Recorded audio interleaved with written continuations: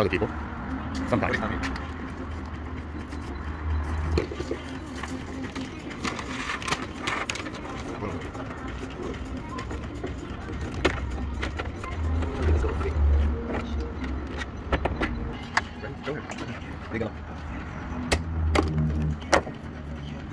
Pull out this funnel. Now you got big space right there, so it's easier to run the wire through it.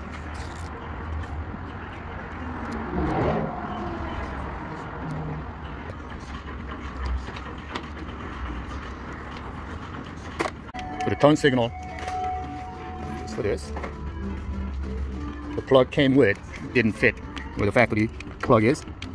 So we grabbed the wire down here. There's a 2-pin plug. It's hard to see, but it's right down here, about 10 inches down. There is a 2-pin plug right there.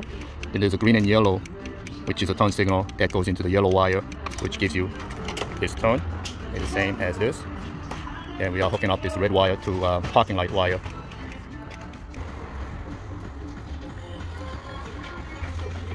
That's on turn signal. We're just going to have a parking light on.